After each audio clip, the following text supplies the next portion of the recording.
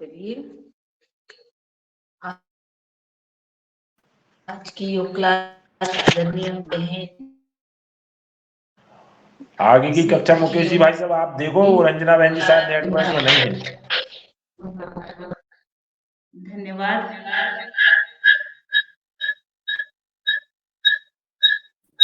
आपकी आवाज क्लियर नहीं आ रही।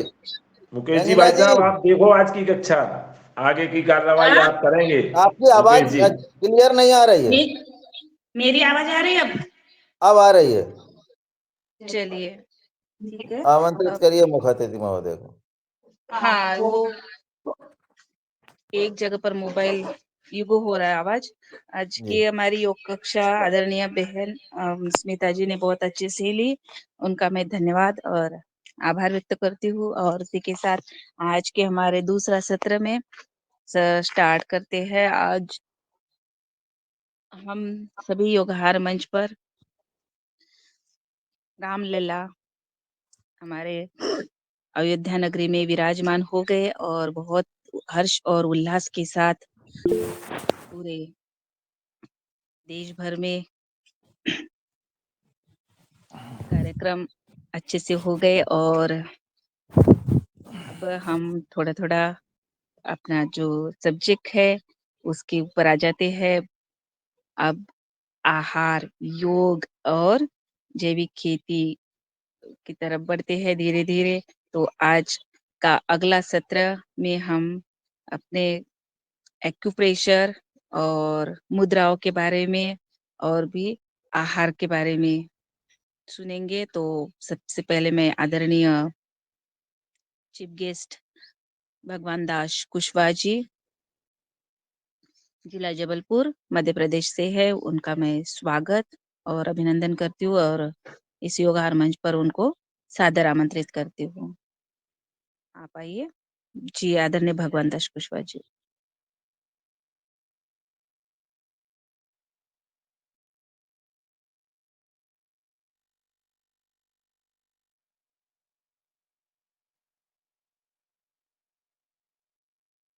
भगवान दास कुशवाहा जी की आवाज नहीं आ रही है ना? भ्राता देख नहीं रहे? नहीं है, जुड़े जुड़े नहीं है हुए हैं, भ्राता? जुड़े हुए हैं।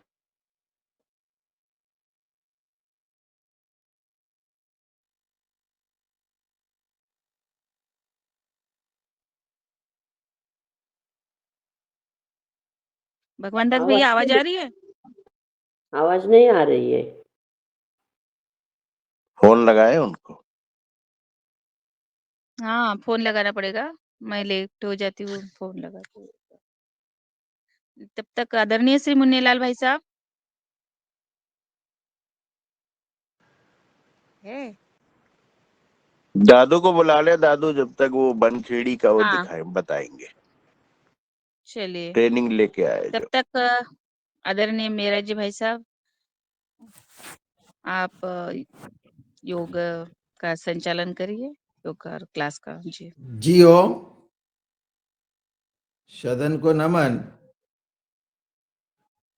पिछले दिनों हम कृषि विज्ञान केंद्र गोविंद नगर जिला नर्मदापुरम बनखेड़ी में प्रशिक्षण प्राप्त करने गए थे कि किस प्रकार हम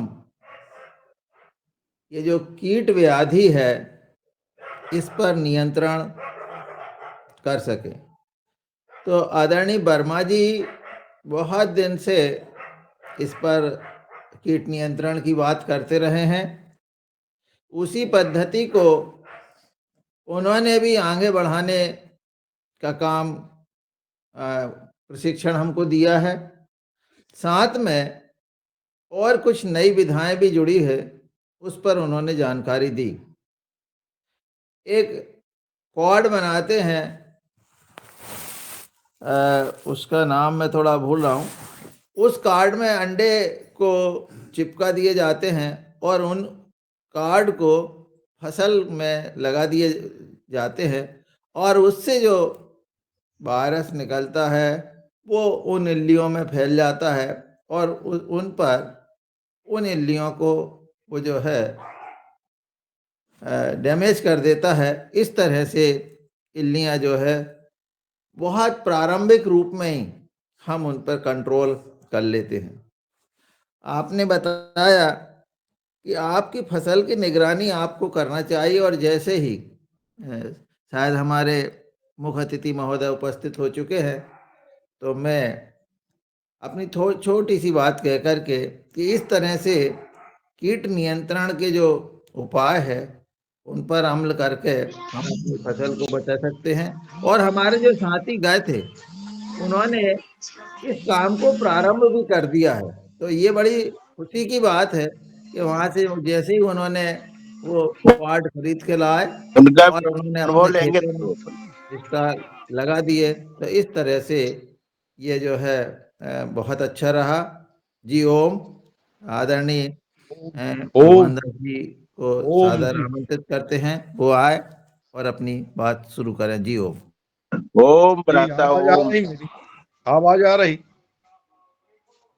आ रही है अरे आपकी आवाज। आपके बगैर तो सुने, आप कहाँ चले गए थे? आवाज आ रही?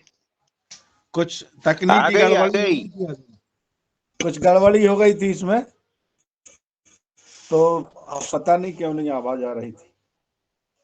आ रही है आवाज, सभी आ रही है। आ रही जी, सभी को आवाज आ मेरा रही है आपकी। प्रणाम, अभिनंदन को, जय श्री राम।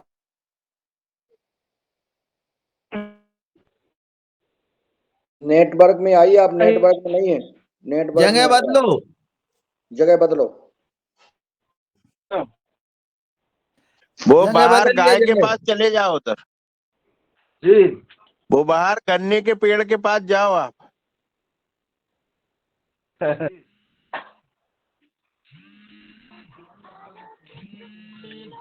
जी अब आई आवाज? आ रही है, अब आ रही है।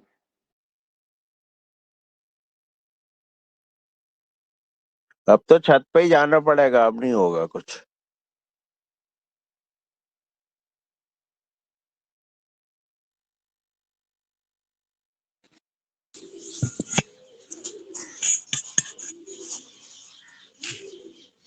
जी आ रही है आवाज मेरी? जी आपकी आवाज आ रही है। बहुत अच्छी। जी आपकी बहुत अच्छी आवाज आ रही है। चलिए, मेरा सभी को ओम वंदन प्रणाम। जी ओम ओम ओम। आज की योग क्लास बहुत अच्छी रही, बहन जी ने बहुत अच्छा योग कराया, और आज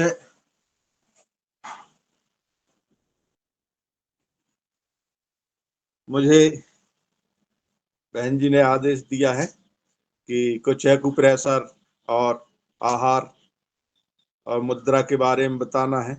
तो वैसे तो सब लोग जानते हैं, पहले से मैं बता चुका हूँ, अब और रिपीट आज फिर कर देता हूँ। तो ठीक है, और ज्यादा दूर तो नहीं बैठना मत। फोटो ठीक आ रही, देख ठीक रहा,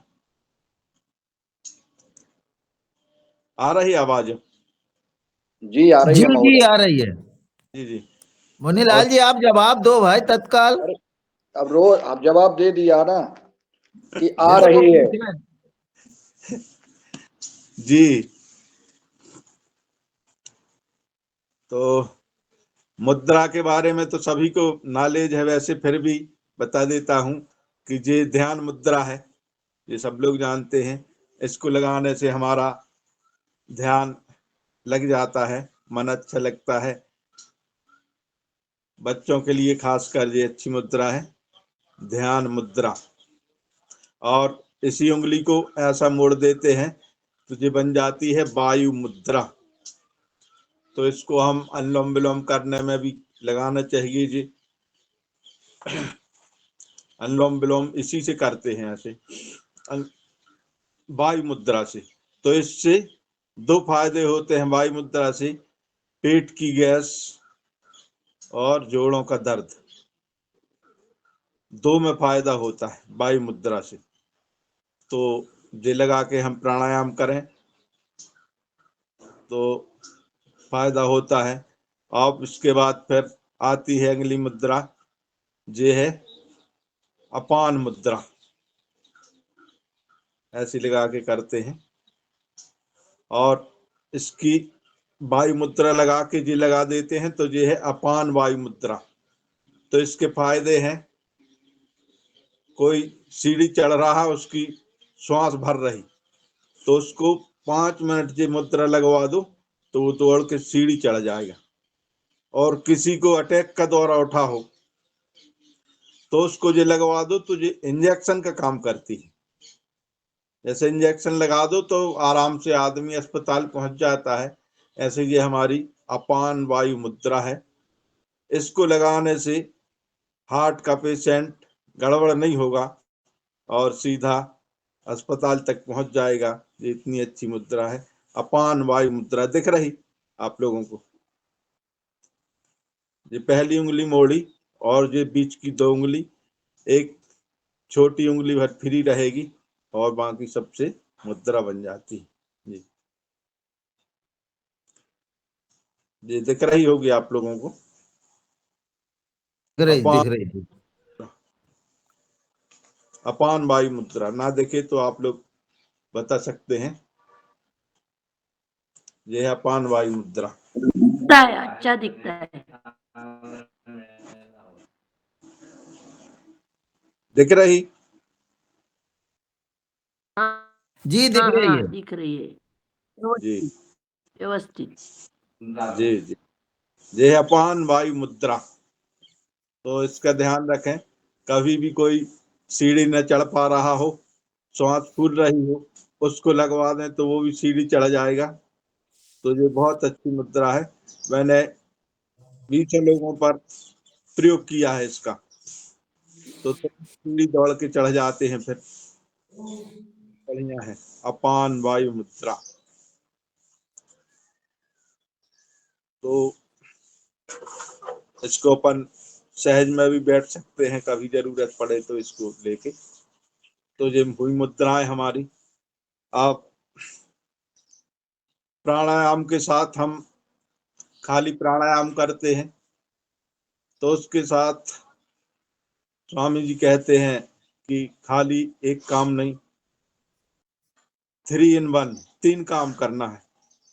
जैसे हमने भस्त्रिका किया तो साथ में पहला प्राणायाम भस्त्रिका है हमारा, तो हमारे फेफड़ों को स्ट्रांग करता है, सर्दी जुकाम भगाता है। तो उसको करते हैं तो कम से कम 10 मिनट करना चाहिए। उसमें हम कोताही कर देते हैं तो हैरान हो जाते हैं। बीच में हमने भी कर दिया था तो हमको भी अभी सर्दी खांसी हो गई थी, तो थोड़ा स्वास्थ्य गड़बड़ा गया था, काम में लग गए और क्लास ज्वाइन की, योग किया नहीं, कम किया। तो इसमें ही न बरत भस्त्रिका 10 मिनट कम से कम करना सबको, जिससे हम सर्दी खांसी फेफड़ा संबंधी समस्या से बचे रहें। और इसको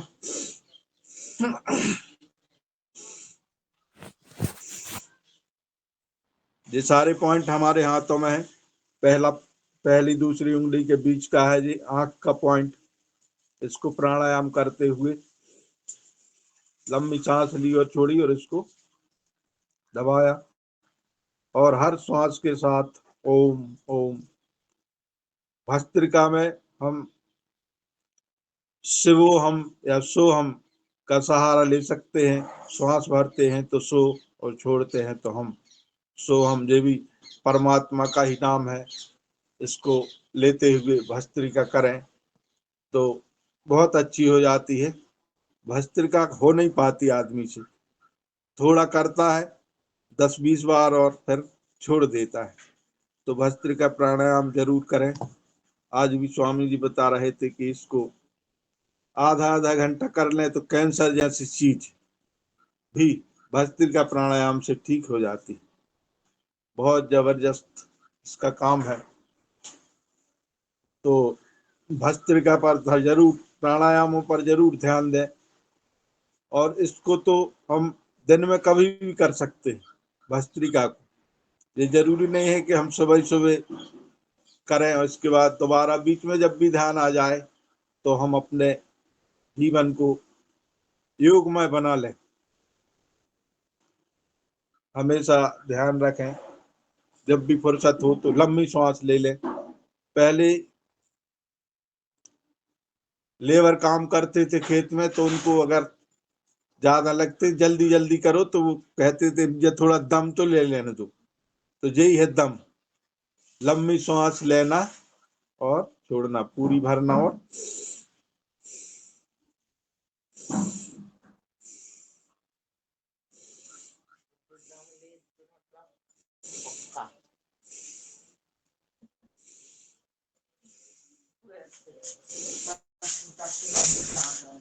पूरी श्वास भरना और छोड़ना है भस्त्रिका प्राणायाम।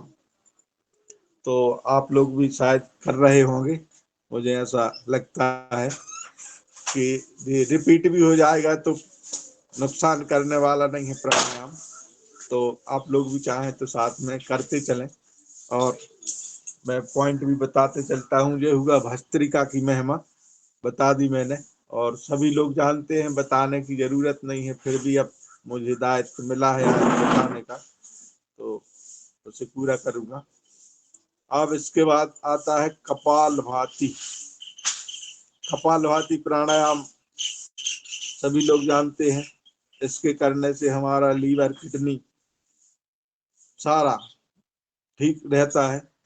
और शरीर में कहीं भी गांठ है तो 2 से 3 महीने में कपालभाति 2-2 घंटे, 1 घंटे सुबह 1 घंटे शाम करता है तो गांठ भी घुल के बराबर हो जाती है। इतना जबरदस्त प्राणायाम है। और कपालभाति करते समय हम एक्यूप्रेशर के साथ करें और हर श्वास में ओम, तो अलग से माला लेने की जरूरत नहीं पड़ेगी भगवान के भजन की, परमात्मा के नाम की। तो हर श्वास के साथ ओम। तो बीच हथेली में किडनी का पॉइंट होता है।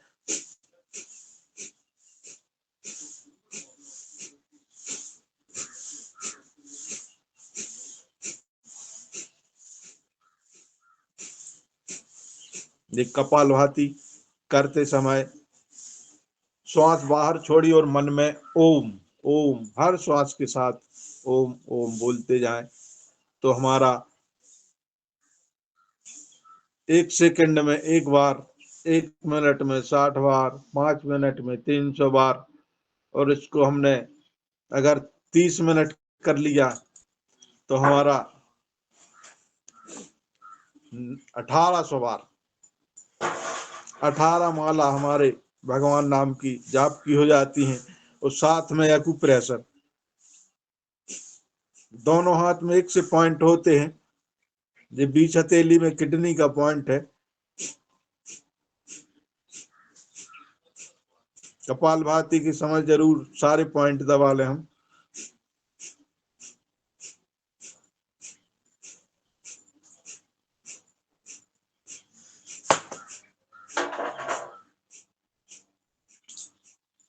इसके ऊपर इधर थायराइड का पॉइंट है जी।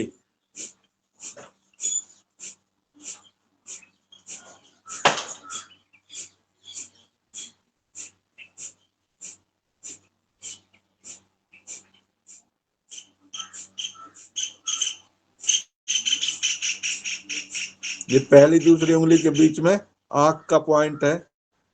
इसको दबाते हैं तो हमारा चश्मा का नंबर कम हो जाता है और धीरे धीरे हट भी जाता है, अगर हम पूरी लगन मेहनत से काम कर लें इसको।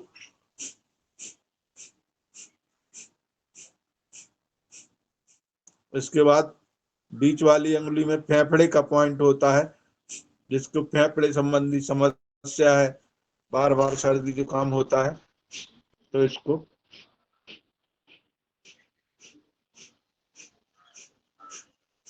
ये फेफड़े वाला है। आखिरी की उंगली के बीच में ये हमारा कान का पॉइंट है। कान संबंधी समस्या है तो इसको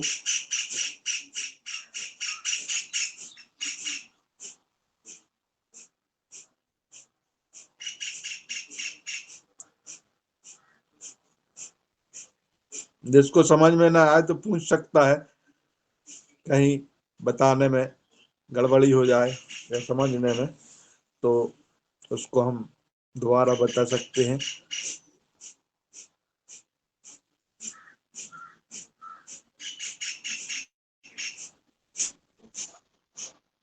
ये कान का पॉइंट है। और अब जिसके कान का पर्दा हट गया है, खराब हो गया है, और डॉक्टर ने ऑपरेशन के लिए बोल दिया, तो उसको अब ऑपरेशन कराने की जरूरत नहीं है। स्वामी जी ने बहुत अच्छी दवा बना दी है कानों के लिए।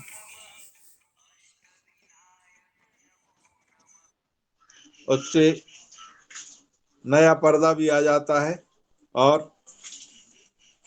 कान की सारी समस्या दूर हो जाती। तो ये हुआ कान वाला पॉइंट। आप जे वाली रेखा है, जे बीच वाली रेखा, ये है हमारा हार्ट वाला पॉइंट।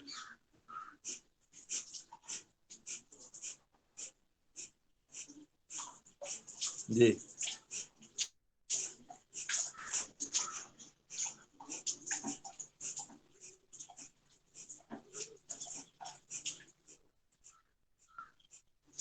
ये हार्ट का पॉइंट है।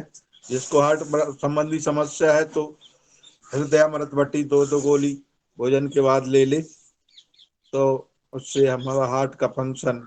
और जिसको नहीं भी है, कुछ शंका है, तो बीच बीच में 1-8 डिब्बी लेके खा सकता है, उससे हमारी हार्ट डिजीज नहीं होगी।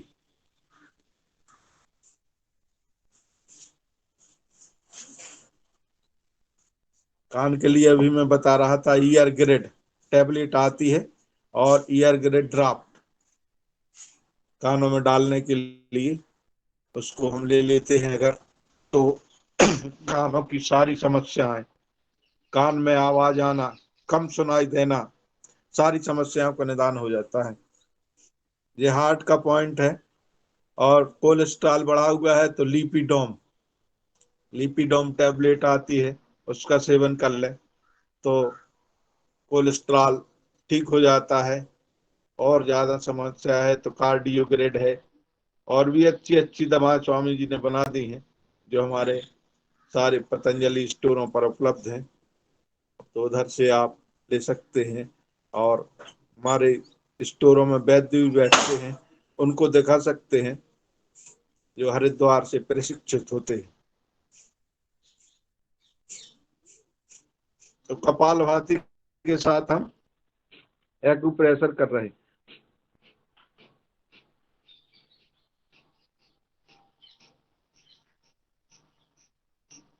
ये हुआ इस रेखा पे हार्ट का पॉइंट। अब इसके थोड़ा इधर साइड में चलेंगे तो डायबिटीज का पॉइंट। जी शुगर का पॉइंट है। बहुत लोग शुगर से पीड़ित हैं, डायबिटीज से, तो इसको जी सर, शुगर का पॉइंट हाथ सीधा करके बताएंगे आप?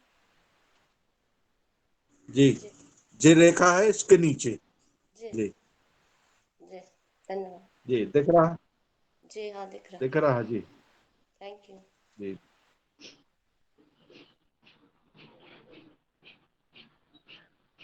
कपालभाति के साथ करना है इसको, अकेले इसको नहीं करना। तो 2 काम हो जाते हैं साथ में हमारा। ओम ओम ओम नहीं भूलना है। ओम नाम सबसे बड़ा, इससे बड़ा न कोई। ओम नाम सुमिरन करो, तो शुद्ध आत्मा होय। तो ओम नाम बहुत बड़ा है। तो हमको दोनों हाथों में एक से पॉइंट होते हैं, बीच हथेली में किडनी का, ये इधर आंख का, ये फेफड़े का, कान का, हार्ट का, शुगर का, इधर थायराइड का। जी तो इनको ध्यान में रखते हुए मुख्य मुख्य पॉइंट बता दिए। और जिनको दर्द है, तो दर्द के चैनल हमारे ये पीछे वाले होते हैं। जी ये पीछे वाले उंगलियों के बीच के जो ज्वाइंट हैं, ये सारे सारे दर्द के चैनल हैं। दर्द होता है किसी को तो ऐसे इसमें ऐसे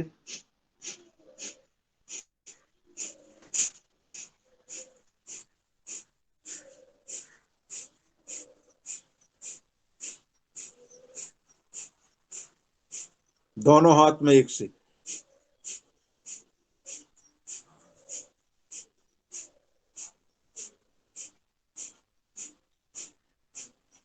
तो इनका जरूर ध्यान रखें और खाली हम कपालभाति अकेला न करें, इसको 3 in 1 करें।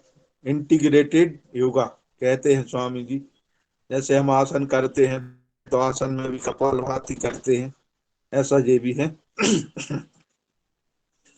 और आजकल सबसे बड़ी समस्या बनी बहुत लोगों को, अर्श की समस्या है, बवासीर।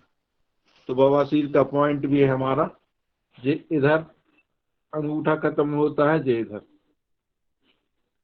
जे इधर।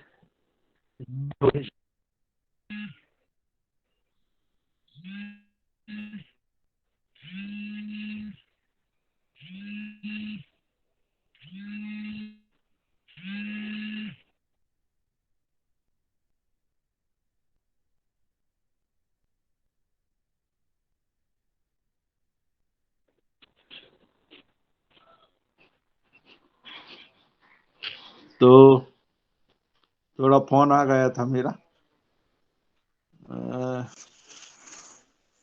तो अर्श का पॉइंट बता रहा था मैं अभी।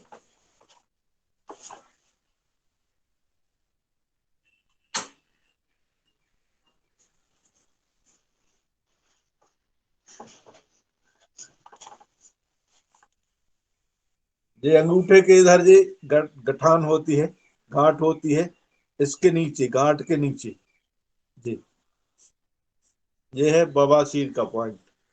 दोनों हाथ में एक सा होता है जी।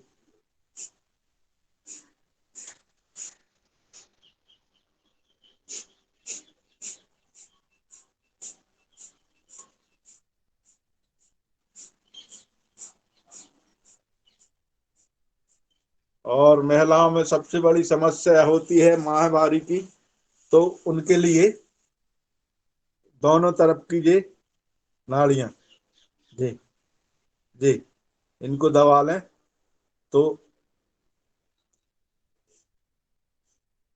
माहवारी समस्या में आराम मिल जाता है। ये दोनों तरफ, दोनों नाड़ियां दोनों तरफ की, तो इससे भी फायदा हो जाता है। अनियमितता होती है, किसी को ओवर ब्लीडिंग होती है, जिनको ओवर ब्लीडिंग होती हो तो शीशम के 7 पत्ते 25 ग्राम मिश्री को पीस कर आधी गिलास पानी में पिला दें, तो 2 खुराक में कैसी भी ब्लीडिंग हो, चाहे बवासीर के साथ हो रही हो, चाहे माहवारी के समय ओवर ब्लीडिंग होती हो, तो शीशम के पत्ते बहुत जबरदस्त काम करते हैं।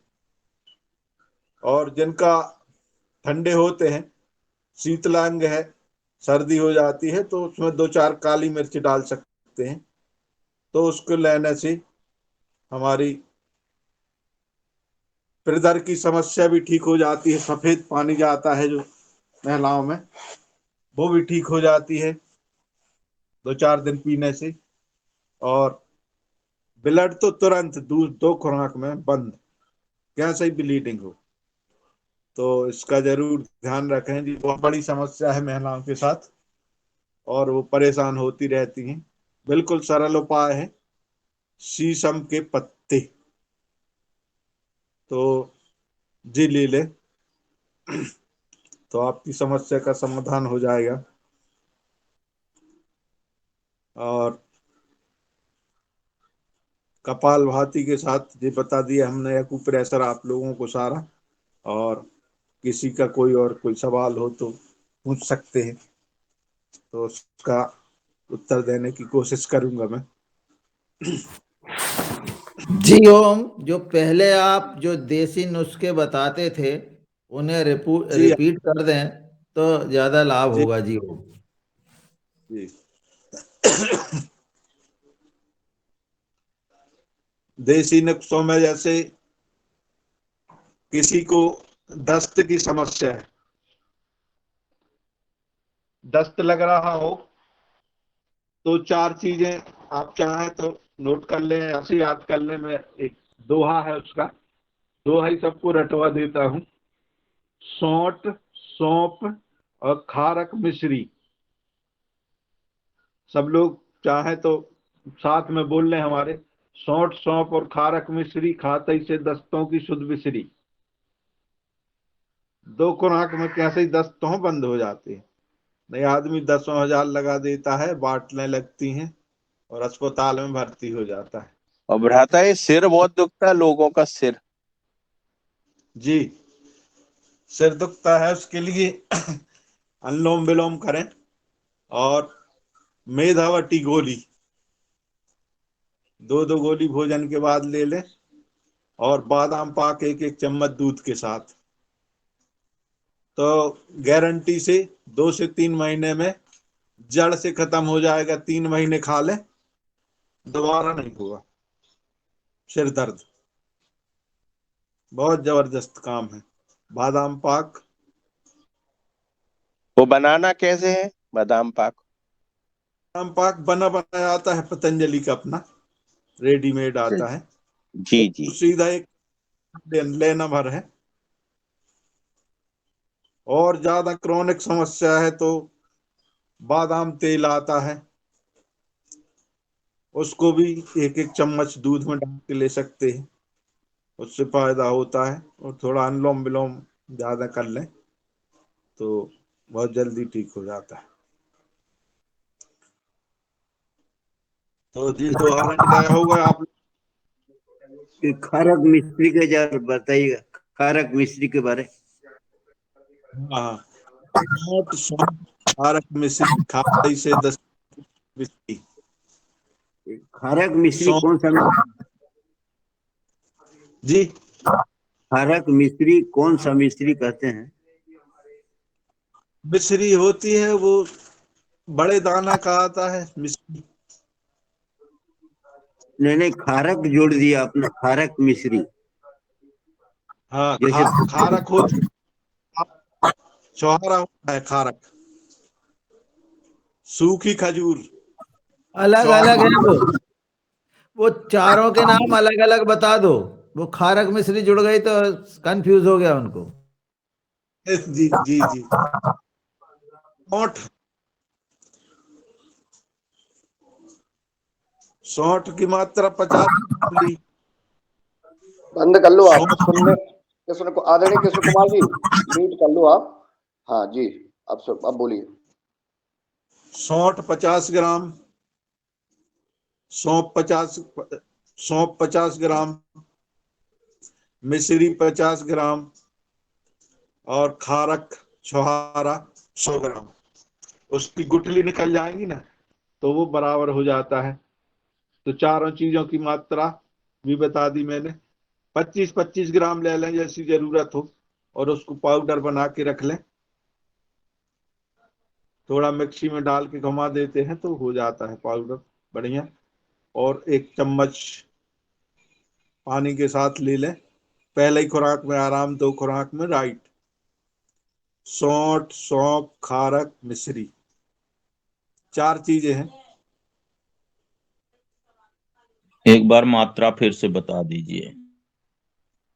हाँ, मात्रा सबकी बराबर रहेगी, खारक की डबल रहेगी। छुहारा की, छुहारा भी बोलते हैं, कोई कोई कोई खारक बोलते हैं, हमारे इधर खारक बोलते हैं उसको। तो 50-50 ग्राम सब ले लें तीनों चीजें। सौंठ 50 ग्राम, सौंफ 50 ग्राम, मिश्री 50 ग्राम और खारक 100 ग्राम। खारक की गुठली निकाल के अलग कर दें, उसको काट के उसका छिलका काम में लेते हैं अपन, गूदा भर। और इसको रट लें तो बहुत 10 लोगों को बता देंगे तो फिर आप पक्के हो जाएंगे। 2 है सौंठ, सौंफ और खारक मिश्री, खाते से दस्तों की शुद्ध मिश्री। लोगों को सुनने में भी आनंद आता है और अपन को बताने में भी आता है। सौंठ, सौंफ और खारक मिश्री, खाते से दस्तों की शुद्ध मिश्री। तो ऐसा एक गाना बन गया, दोहा बन गया।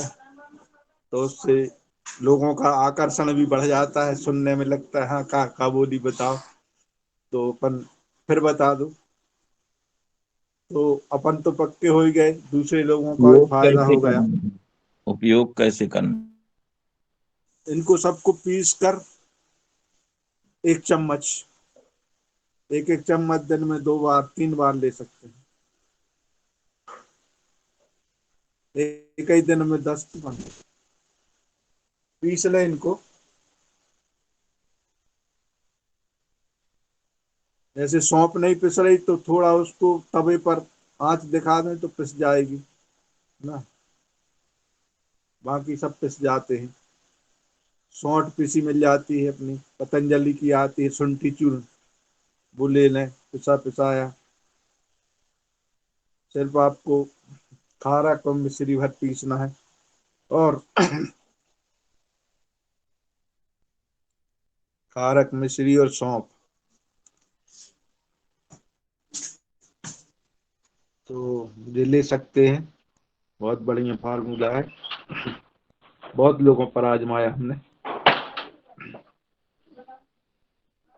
जी। और किसी की कोई समस्या?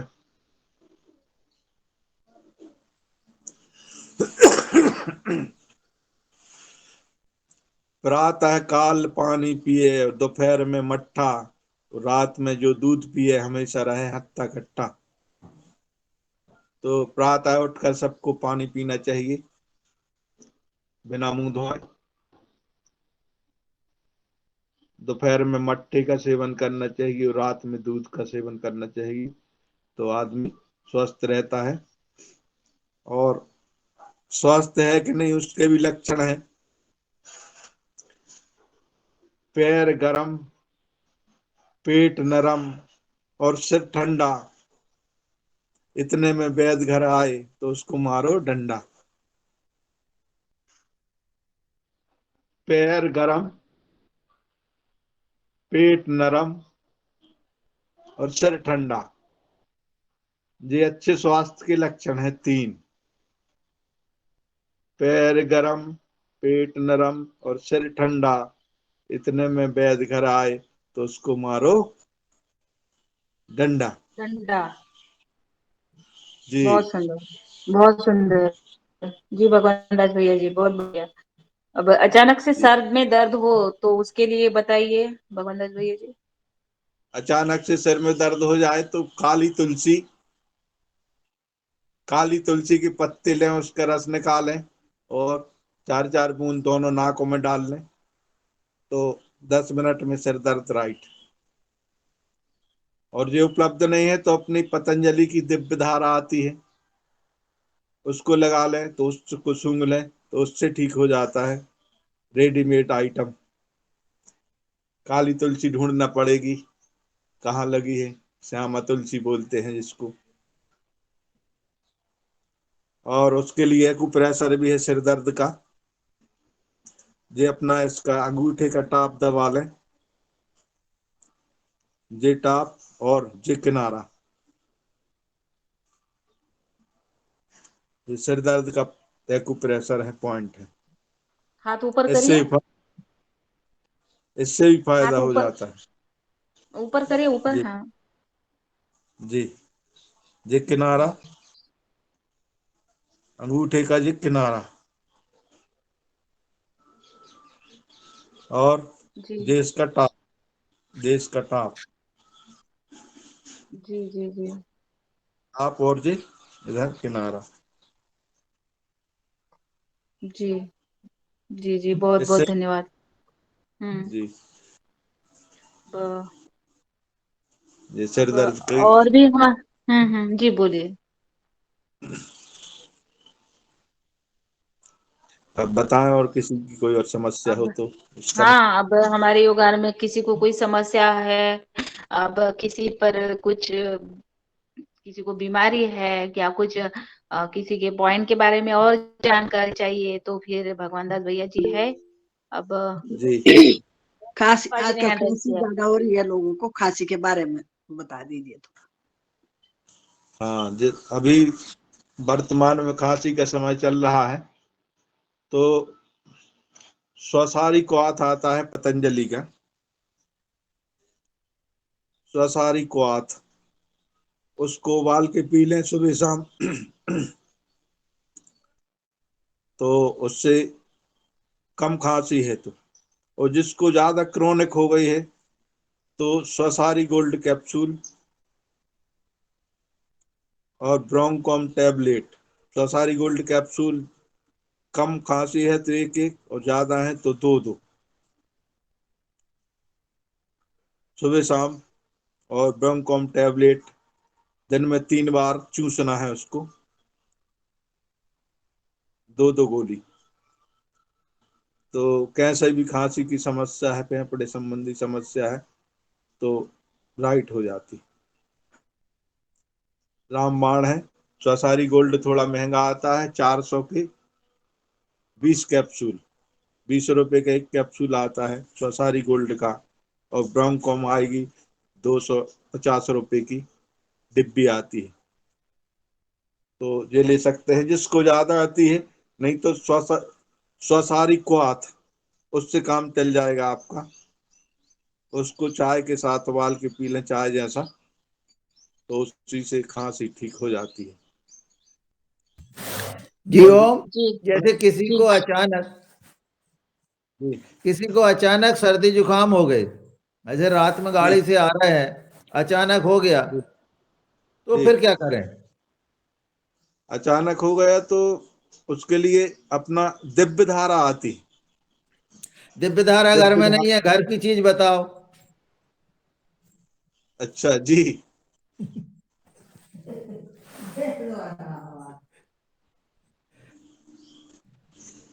घर की चीज बतानी पड़ेगी फिर। भाई लौंग तो है, हाँ हाँ, लौंग, लौंग है, हल्दी है, लौंग भूंज के, हाँ हाँ, लौंग भूंज के खा सकते हैं, है ना। और काली चाय, हल लौंग हल्दी काली चाय। हाँ हाँ हाँ जी, 4-5 चीज उसमें, काली मिर्च है और लौंग, तुलसी, ये चीजें, 5 चीजें डाल के चाय बना के पी ले तो उससे सर्दी जुकाम भी ठीक होता है, बुखार भी ठीक होता है। जी, और ये जो हमारे नए जो आते हैं, वो कहते हैं कि आप जी यहाँ से देखिए, यहाँ से जी लेकर के यहाँ तक, अंगूठा दिख रहा मेरा, ये यहाँ से हाँ लेकर यहाँ तक, ये इसमें जी जो है लाल बाम लगा लें या जो भी जी बाम लगाओ, और इसको पूरा बांध लो। तो जी ये बिल्कुल जो एक्यूप्रेशर वाले लोग आते हैं वो बताते हैं, तो इससे भी दादू सर्दी। तुमने तो मेरे पैर में लगवाया था। तो अंगूठा आप हाथ में लगाओ चाहे पैर में लगाओ अब आप वैसे जो मैंने कहा यार अच्छा यहाँ हाथ बता रहे, मेरे को पैर में लगवा दिया। और यही तो है। अब सोच लो, आप बता रहे हाथ की और लगवा दिया पैर में। मेरे अब पैर में बताओ लगवा दिया दादू ने, यहाँ हाथ में बता रहे। फर्क दादू पड़ा फिर था आपको कि नहीं? तो आप इनसे पूछिए, हाथ और पैर में समान होते हैं, समान होते हैं ना समान, सर? एक से, हाँ, जी जी, एक आप से, हाथ में लगा लो चाहे पैर में लगा लो। हाँ अब कोई जी जी उल्टा सुने तो मैं क्या करूं जी जी हो। और ये भी जो है बहुत मतलब कारगर है जी। ये उपाय।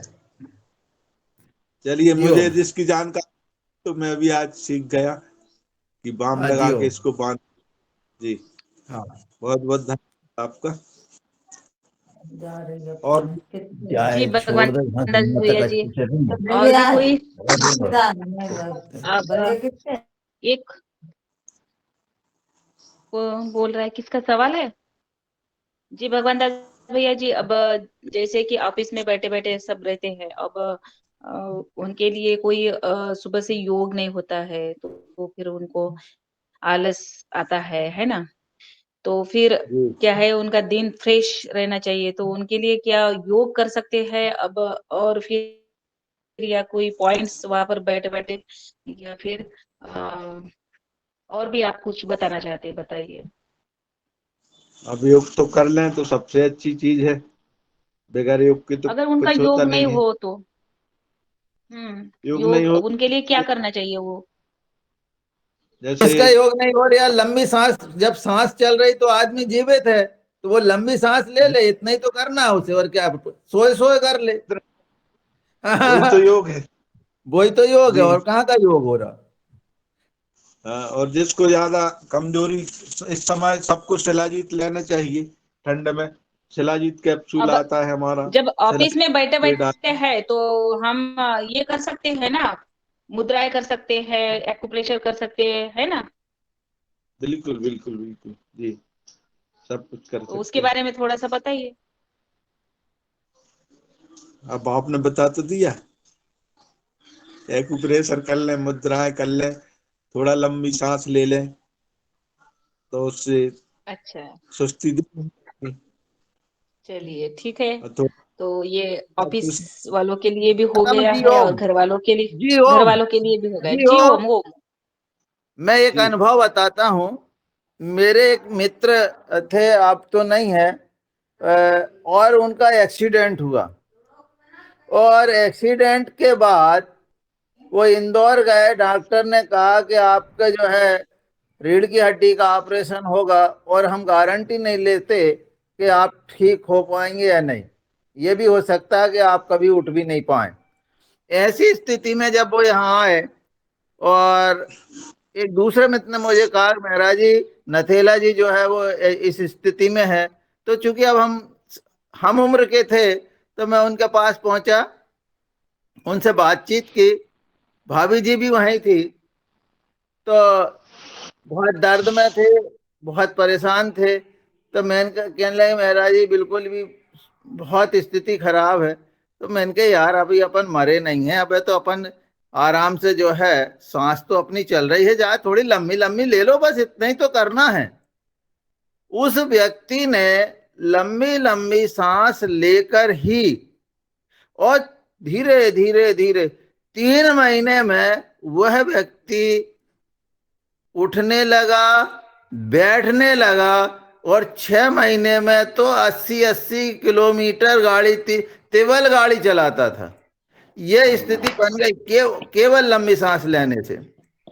और एक और, जो जिसको नागपुर से मना कर दिया कि भैया हमसे कुछ नहीं होता, जो करवट नहीं बदल सकता था, उसको भी मैंने जो है यही कहा कि भैया हम अभी बिस्तर पे है, लंबी लंबी सांस ले सकते हैं, बस इतना भर करो कि आप लंबी सांस लो और छोड़ो, और जितनी देर ले सको लेते रहो दिन भर। अब पड़े ही तो हो, कुछ काम तो है ही नहीं तुम्हारे पास।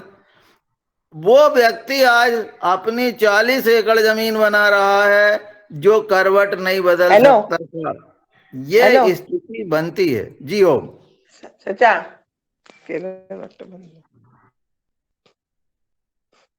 जी ओम, बहुत सुंदर। आप सच में आदरणीय वैसा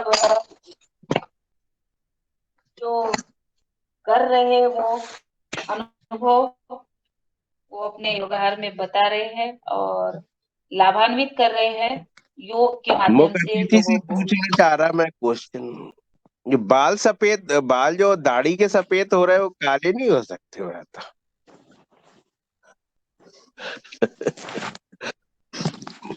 बहुत सुंदर जी, क्वेश्चन। बालों को काला करने के लिए कुछ नहीं।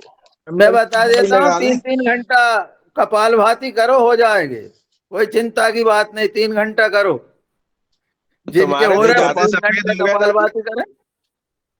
कपाल दादू भाती, तुम्हारे तो ज्यादा सफेद हो गए। अब हम उम्र का 3 घंटा करते तकाजा है। ही नहीं है। हम प्राकृतिक जीवन जी रहे हैं, जैसा होना वैसा चलने दो, अपने को क्या करना। इसलिए उस पर चिंता मत करो, प्रकृति जो करवा रही वो सही है। जियो, जय विधि राखे राम, तय विधि रही है। जी ओम। मेरा जी क्वेश्चन है कि मैं जानवी देवी कि मेरे नसों में सूजन बता रहे हैं डॉक्टर, दर्द रहता है शरीर में।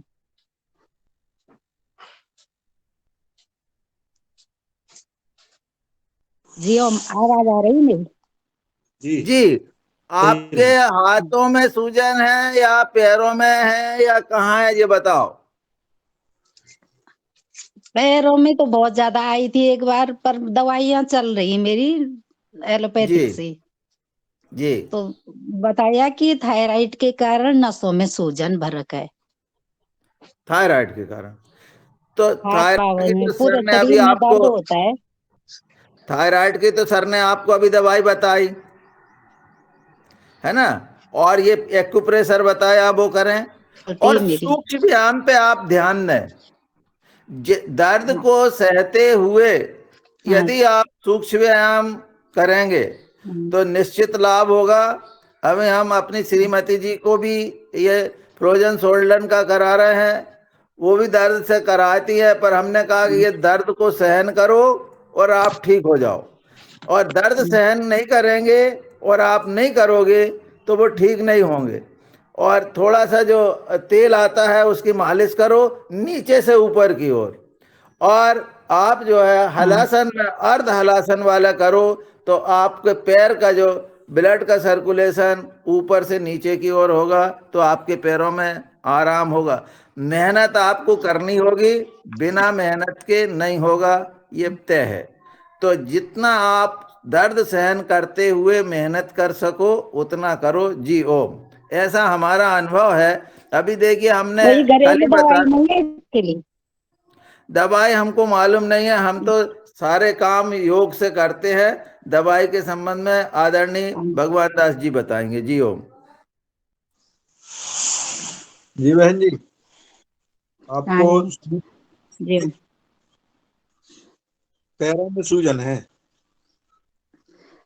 हाँ जी, पैरों पैरों, में हाथों में सूजन आई मेरी। जी जी अब शरीर में पूरे शरीर में रहता है दर्द। तो टेस्ट करवाया, बताया डॉक्टर ने कि पहले तो बताया कि गठिया है, किसी ने फिर बताया एलोपैथिक वालों ने कि गठिया नहीं है, आपको थायराइड के कारण सूजन आ रखा है शरीर में, थायराइड थायराइड के बढ़ लिए रखा आप है नसों में। थायराइड टेबलेट आती है थायोग्रेट, पतंजलि थायोग्रेट, वो ले लें। एलोपैथिक चल रही मेरी। एलोपैथी के साथ ये भी ले सकते हैं तो जल्दी फायदा होगा। थायोग्रेट। दोनों चीज आयुर्वेदिक भी ले सकती हूँ। हाँ हाँ बिल्कुल, साथ में लीजिए। तो जो आप एलोपैथी खा रहे हैं उनका साइड इफेक्ट आपके शरीर पर नहीं पड़ेगा, और साथ में आयुर्वेद ले रही तो हाँ थायोग्रेट बहुत टेबलेट है थायराइड की। कैसा हाँ थायराइड हो राइट हो जाती है हाँ थायोग्रेट। और सूजन और दर्द के लिए पीड़ानिल गोल्ड टेबलेट, हाँ पीड़ानिल गोल्ड टेबलेट हाँ और थायोग्रेट। पीड़ानिल खाली 2 गोली और आर्थोग्रेट हाँ। खाने के बाद गोली। थायोग्रेट भी एलोपैथिक भी 2। चल रही है पेट दर्द की। हाँ नहीं चलने दो, इनको भी साथ में ले लो तो वो उनके जो साइड इफेक्ट हैं वो नहीं होंगे। अच्छा हाँ, और जल्दी राहत हो जाएगी। अच्छा जी। बहुत जबरदस्त चलिए। टैबलेट पीड़ानिल गोल्ड और हाँ आर्थोग्रेट। और सूजन के हाँ लिए साथ में पुनर्नवादी मंडूर। पुनर्नवादी मंडूर, कहीं भी सूजन हो शरीर में कैसी भी हो, 2 हाँ जी। टैबलेट दिन में 3 ले लें तो उससे सूजन जल्दी उतर जाती है। पुनर्नवादी मंडूर। अच्छा जी। जी। पुनर्नवादी मंडूल और पीड़ानिल। पीड़ानिल गोल्ड, आर्थोग्रेड। अच्छा, तो थोड़ा बहुत आर्थोग्रेड। जो बहुत बहुत धन्यवाद जान जानवी जी। और वैशाली विनायक जी का मोबाइल का पूरा माइक खुला है, वो बंद करे। और अगला हैंड राइज आदरणीय मुन्नीलाल भाई साहब है, आदरणीय नीलकंठ सावड़े जी है, मगर मैं आदरणीय सबसे पहले पवन कुमार सर को सादर आमंत्रित करती हूँ और फिर बाद में सवाल लेंगे। तो आदरणीय पवन कुमार सर का स्वागत है। जी नमस्कार। धन्यवाद सभी को बहुत बहुत। आज के हमारे मुख्य अतिथि भगवान दास कुशवाहा जी का एक आदेश पर बहुत सुंदर तरीके से आज आपने समाधान किया है और समाधान की आवश्यकता पड़ती है सभी को समय समय पर, कभी योग से और कभी दवाई से, कभी दुआ से भी हमारे रोग जो है दूर हो जाते हैं, कठिनाइयां दूर हो जाती हैं। तो इस तरह से ये समाधान का हमारा जो देने का जो एक हजारवें दिन की तरफ बढ़ रही है यह जो यात्रा, उसमें हम अभी कुछ दिनों पहले से जो हम भगवान की उसमें तल्लीन थे, और इस पर हमने कोई चर्चा ही नहीं की, इसके अलावा भगवान के नाम को लेने के अलावा कोई और बात ही नहीं हुई थी, मुख्यतः वही था। तो वो अब क्रम अब धीरे धीरे आगे हम अपनी मूल जो अन्य चीजें हैं जो कि और जरूरी भी, उस पर केंद्रित करते हुए सबसे पहले ये स्वास्थ्य के ऊपर जो आज बातचीत हुई है, और स्वास्थ्य के साथ साथ जो हमें करना है, जो जीवन जीना है, उसके लिए भी यहाँ पर जो संभावनाएं जब नहीं होती है, तो उसके लिए भी एक बहुत सुंदर तरीका रमेश चंद्र मेहरा जी ने भी आज बताया कि हम केवल सांस ले लें, उसकी गति बढ़ा दें, उसका समय बढ़ा दें, उससे भी कई चीजों का समाधान हो जाता है।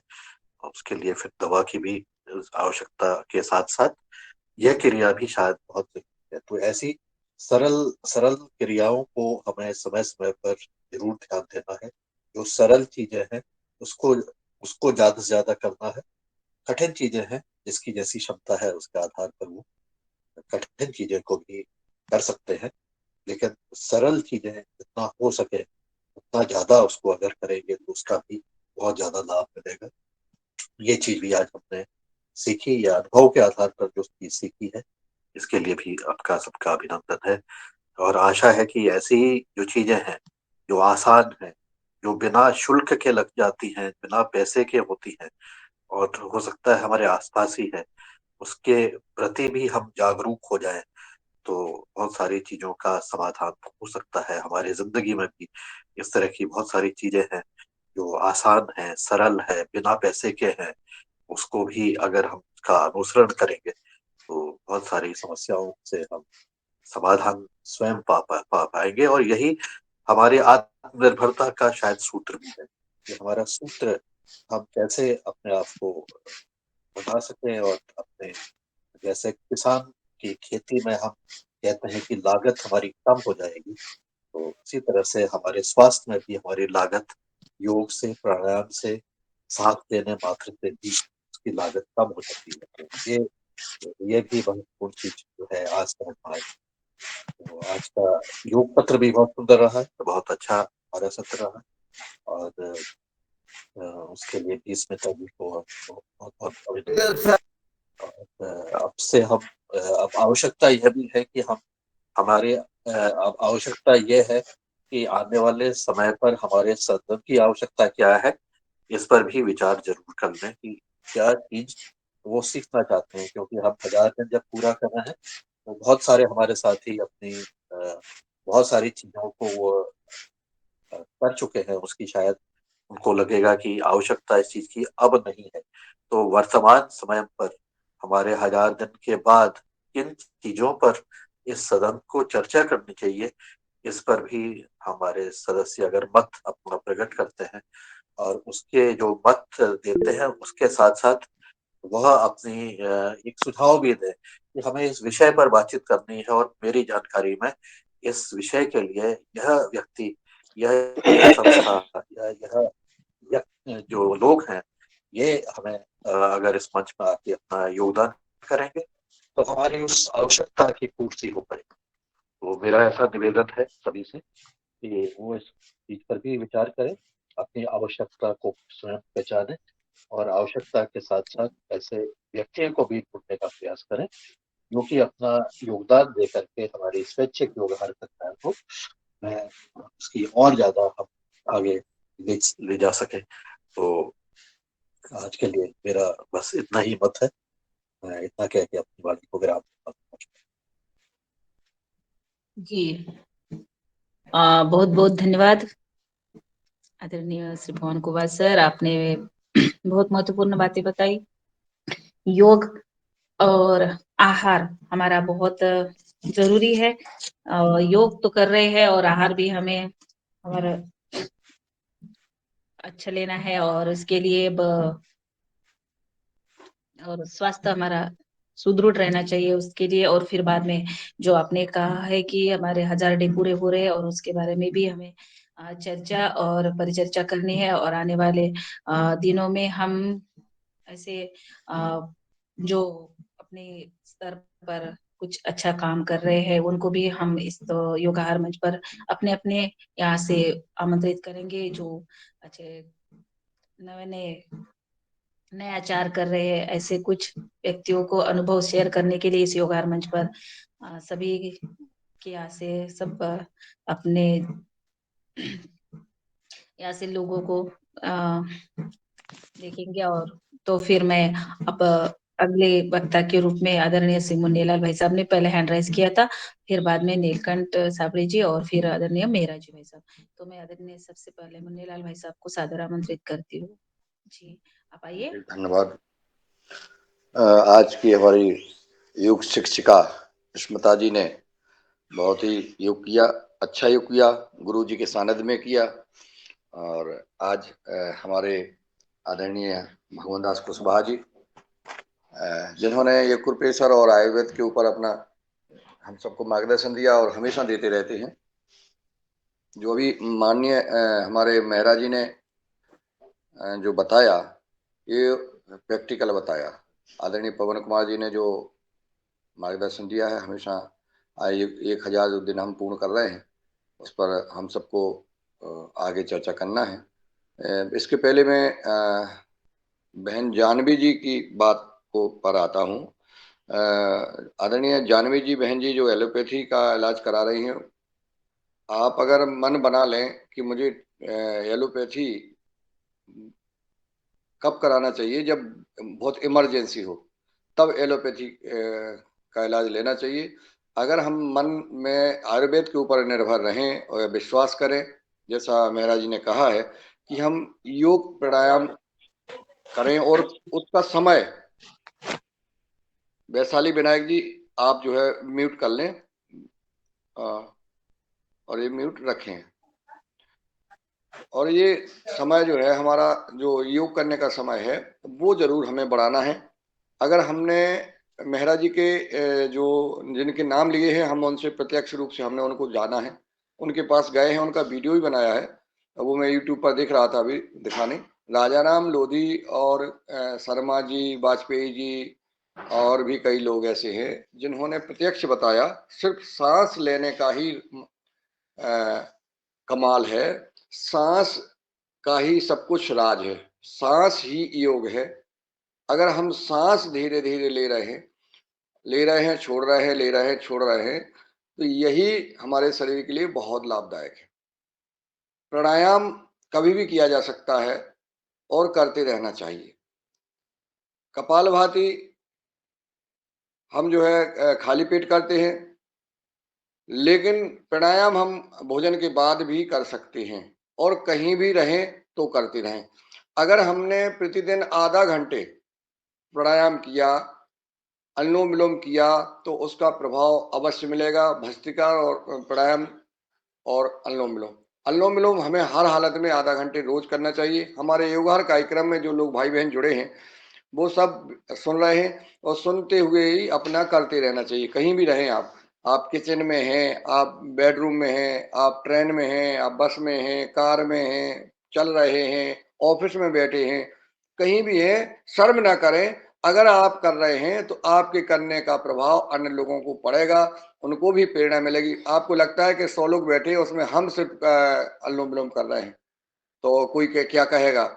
अगर आपने ये संकोच किया, तो आप अपनी प्रेरणा अन्य लोगों को नहीं, प्रेरणा स्रोत नहीं बन पाएंगे। क्योंकि परम पूज्य योग ऋषि स्वामी जी महाराज जी को किसी भी मंच पर बुलाया जाता है, 200 देश लाइव देखते हैं, चाहे वो न्यूज का चैनल हो। अगर न्यूज पर बाइट के लिए बुलाते हैं तो वहां भी वो आसन करके दिखा देते हैं, आसन करने लगते हैं। कहीं भी जाते हैं, चाहे वो भागवत कथा में जाते हैं, प्रवचन में जाते हैं, वहां भी वो एक करने लगते हैं, क्योंकि योग के प्रति लोगों का रुझान होता है। उसके बारे में मेरा निवेदन है हम सब योगाहार के सदस्यों से कि जहां भी हम रहें, ये और अगल बगल के आपके लगे कहेंगे हमेशा यार तुम तो लाइव रहते हो, हमेशा योग। अरे योग ही जीवन है। योग करने वाला व्यक्ति हर क्षेत्र में सफल होगा। इस मंत्र के साथ, इस उद्देश्य के साथ हमारी सोच ये हो कि हम योग कर रहे हैं तो मैं कभी बीमार नहीं हूंगा। अगर आपने ये सोच लिया तो आपकी बीमारी दूर हो जाएगी और आपको बीमारी नहीं होगी। और अगर आपने सोच लिया कि बिना एलोपैथी के ठीक होते ही नहीं है, तो फिर आप आयुर्वेद से भी ठीक नहीं होंगे, योग से भी ठीक नहीं होंगे, क्योंकि सोच, आज हमारा देश राममय हो गया है। सिर्फ सोच बदली है, सोच बदल दी है और राम के प्रति अथाह प्रेम हो गया है। और यह देश अब किस दिशा में जाने लगा है देख लीजिए। वही लोग जो विरोध करते थे वही आज राममय हो गए हैं और राम का भजन और राम राम कहने लगे। ये सोच बदलना है, विचार बदलना है। हम परम पूज्य स्वामी प्रेमानंद जी महाराज जी को वृंदावन में जो हैं उनको सुन रहे थे। परम पूज्य मोहन भागवत जी का जाना हुआ। मैं परम पूज्य दादा गुरु जो 3 साल से नर्मदा जी का जल लेकर के अखंड व्रत कर रहे हैं, उनका जाना हुआ। तो उन्होंने कहा हम अगर मंदिर में जा रहे हैं, हम किसी भी फंक्शन में जा रहे हैं, कहीं भी बैठे हैं और हमारी अगर सोच ठीक नहीं है तो फिर जो है ये कुछ नहीं हो सकता है। विचार हमें बदलना पड़ेंगे और विचार से ही सब कुछ संभव है। इसलिए हम सबको अगर कहीं कोई तकलीफ है कोई, तो उसमें हमें आयुर्वेद पे विश्वास करना है। और योग अगर हम शुरू कर दें तो योग करना आप शुरू कर देंगे तो आपको पूर्ण लाभ मिलेगा और मन के साथ। बस यही मेरा आज का निवेदन था। क्योंकि हाँ, जैसा आदरणीय दिनेश जी सेमवाल जी ने लिखा है कि एलोपैथी योग बीमारी नहीं होने देता, व्याधि होने पर आयुर्वेद की शरण और निरंतरता जरूरी है। एलोपैथी का उपयोग इमरजेंसी में ही हो, जैसे एक्सीडेंट हो जाता है, किसी को हार्ट अटैक आ जाता है, किसी को विशेष इमरजेंसी होती है, उसमें एलोपैथी की जरूरत है। बाकी आज अगर आपको कहीं कोई छोटी छोटी सी तकलीफ है तो उसमें आयुर्वेद, और मैं तो कहता हूँ योग पहले है, आयुर्वेद बाद में है। पहले योग और फिर आयुर्वेद उसके साथ में ले सकते हैं। तो ऐसा हम सबको प्रयास करना है। कई उदाहरण हैं हमारे। 126 वर्ष के बाबा शिवानंद जी बनारस में आज योग कर रहे हैं और उसका उनको आप सुने, उनको जाने। कई ऐसे महान पुरुष हैं जो योग की दम पर सिर्फ योग कर रहे हैं और नमक नहीं खाते हैं। नमक और शक्कर 2 चीजें जहर हैं। और जैसा अभी हमारे अशोक पटेल जी जो 30 जनवरी को जैविक भोज का आयोजन कर रहे हैं, उसमें शक्कर का प्रयोग नहीं किया गया है, शक्कर की जगह खांड का प्रयोग किया गया है। तो सारी चीजों को ध्यान में रखा गया है। ऐसा ही हमें अपने नमक नहीं लेना है, शक्कर, दोनों सफेद जहर हैं, इनको भी हमें परिवर्तन करना चाहिए तो हमें परिवर्तन आएगा। और बहन जी, जानवी बहन जी को जो सूजन है पैर में, जैसा मेहरा जी ने बताया, आदरणीय भगवान दास जी ने बताया, आप जो है उस पर बढ़िया तिली के तेल से या सरसों के तेल से या जो पीड़ांतक तेल तो भगवान दास जी ने बताई है, इनसे आप मसाज कराएं, मालिश करें और जो है अनुलोम विलोम 1 घंटा रोज करें। आपकी सारी व्याधि दूर हो जाएगी। एक पैरों की ही, हाथ की नहीं, शरीर में जितनी भी व्याधियां हैं वो अपने आप दूर हो जाएंगी। इस विश्वास के साथ करें कि मुझे रोज 1 घंटा प्राणायाम करना है और प्राणायाम करेंगी, आप स्वस्थ रहेंगी। जी धन्यवाद। आपको सदन ने मुझे सुना और मेरे जो विचार थे मैंने वो प्रकट किए। ओम। बहुत सुंदर आदरणीय भाई साहब, आपने सच में आज बहुत अच्छे से मार्गदर्शन दिया। अब जानवी बहन जी का भी समाधान हुआ होगा और हम सबको भी मार्गदर्शन मिला। आपका बहुत बहुत धन्यवाद। और अगला वक्ता मैं आदरणीय नीलकंठ साबड़े भाई साहब को सादर आमंत्रित करती हूँ। ओम। धन्यवाद बहन जी, बहुत बहुत धन्यवाद आपका। सभी सदन को प्रणाम। आज हमारे वैद्य जी आदरणीय श्री भगवान दास कुशवाहा जी हमेशा तैयार रहते हैं। हम तो कितने पेशेंट को फोन से भी सलाह लेते हैं उनकी। वो चाहे खेत में काम करते वक्त भी जो उपचार होता है वो बताते हैं और इसी प्रकार लोगों का समाधान करते हैं। तो आज मेरा उनसे ये प्रश्न है कि जो B12 की कमी होती है, विटामिन B12 की कमी होती है शरीर में, तो उस पर कौन सी गोली अपनी पतंजलि की या योग या एक्यूप्रेशर क्या होना चाहिए उसमें। और दूसरा प्रश्न है, सामान्य लोग आजकल एसिडिटी से बहुत परेशान रहते हैं। एसिडिटी हर अलग अलग प्रकार की होती है। तो ये दो प्रश्न मेरे आदरणीय वैद्य जी से है। ओम प्रणाम। जी धन्यवाद सावले जी, बहुत अच्छे प्रश्न किए आपने। तो विटामिन जो B12 आपने पहले बोला, उसकी कमी के लिए तो अपनी पतंजलि में न्यूट्रीला का विटामिन B12 आता है, उसको ले लें तो उससे उसकी पूर्ति B12 की हो जाएगी। न्यूट्रीला का विटामिन B12 तो कैप्सूल फॉर्म में आता है, तो उसको ले लें तो उससे ठीक हो जाते हैं। और दूसरा प्रश्न है आपका एसिडिटी। तो हमारा खान पान बिगड़ गया, खान पान बिगड़ने के कारण हमको एसिडिटी, जो जरूरत नहीं है हम उसको खाते हैं। शादी ब्याह में जाते हैं तो रात में दही बड़ा नहीं खाना है लेकिन खाएंगे, है ना। मिर्ची कम खाना है लेकिन ज्यादा खाएंगे, इमली की खटाई खाएंगे। तो ये सारी खान पान की समस्या के कारण हमको एसिडिटी गैस होती है।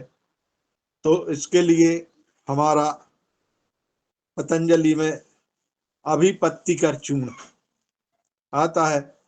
अभिपत्तिकर चूर्ण के साथ में मोती पिष्टी 2 ग्राम और मुक्ता सुक्ति 10 ग्राम भस्म आती हैं, इनको और मिला लें और उसको एक एक चम्मच खाली पेट ले लें तो एसिडिटी से निजात मिल जाती है। और अपने खान पान पर ध्यान रखें, ज़्यादा तेज चीज़ें न खाएं, ज़्यादा तली भुनी न खाएं, उससे बचें तो भी हमारा बगैर दवा के समाधान हो सकता है। धन्यवाद। ओम। ओम धन्यवाद भाई साहब जी, बहुत बहुत धन्यवाद।